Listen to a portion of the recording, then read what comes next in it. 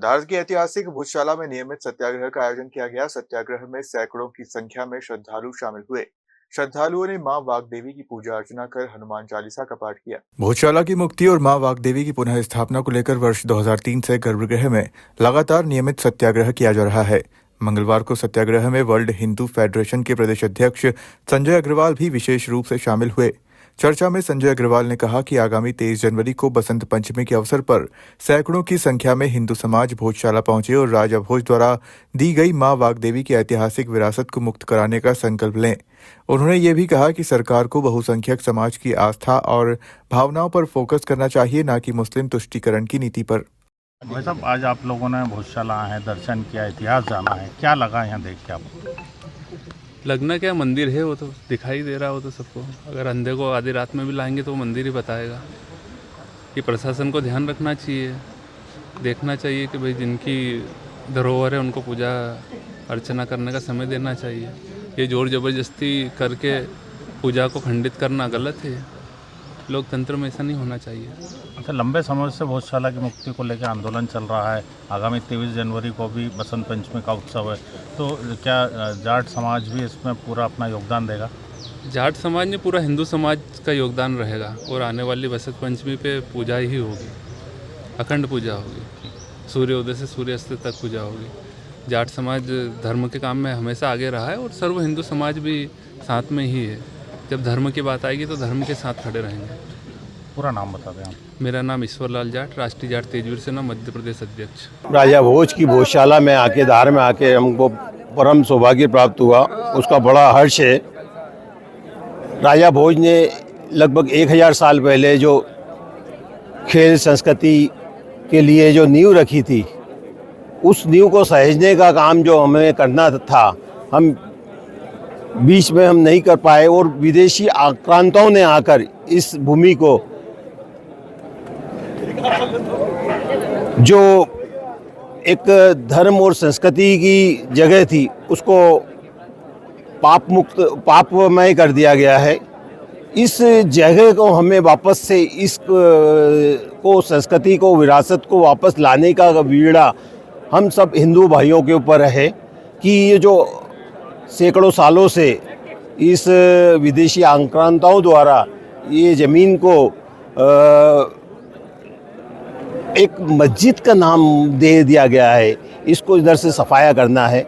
अभी 23 जनवरी को बसंत पंचमी है और पूरा हिंदू समुदाय को ये अपील करता हूँ कि सैकड़ों नहीं, हजारों नहीं, लाखों की संख्या में यहाँ आकर यहाँ माँ सरस्वती की पूजन करें और यहाँ पर प्रण लें कि हमें शीघ्र ये ज़मीन को खाली करवा के ये जो हमें राजा भोज ने सांस्कृतिक विरासत के रूप में हमें दिए, उसे पुनः स्थापित करना है। क्या आप चाहते हैं केंद्र सरकार ऐसा आदेश जारी कर दे कि नमाज नो पूजा हो? यहाँ पे नमाज क्यों हो रही है, यही मेरे को समझ में नहीं आ रहा है। जब एएसआई ने यहाँ पर 100 दिन की सर्वेक्षण करके सब तरह से उन्होंने देख लिया कि ये हजारों साल पुराना हमारा मंदिर है, तो उसके बाद यहाँ पे है ना नमाज क्यों हो रही है, यहाँ पर मजार क्यों है अभी तक टिकी हुई है? अगर आप ये देखते कि आपका घर कोई है और उस पर कोई अतिक्रमण कर लेता है, तो आप क्या चाहेंगे? उसको घर से बाहर करना चाहेंगे ना, कि उसको ये कहेंगे कि यहाँ आके तुम है ना यहीं पे रहो।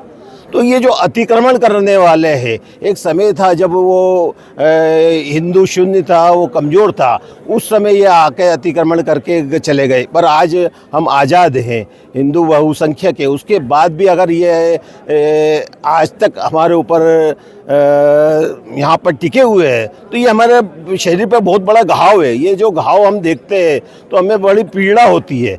ये घाव को हमको हटाना पड़ेगा, ये मल्लम से काम नहीं चलेगा, हमें तो काट के हटाना पड़ेगा। तो क्या आप केंद्र सरकार से मांग करते हैं कि ऐसा आदेश जारी? बिल्कुल होना चाहिए, क्यों नहीं होना चाहिए। केंद्र सरकार क्या कर रही है? मतलब जब मैं ये कह रहा हूँ कि जब केंद्र सरकार ने एएसआई के सर्वेक्षण कर लिया, उस सर्वेक्षण में यह आ गया कि हजारों साल पुराना मंदिर है, तो उसके बाद भी चुप क्यों बैठी है?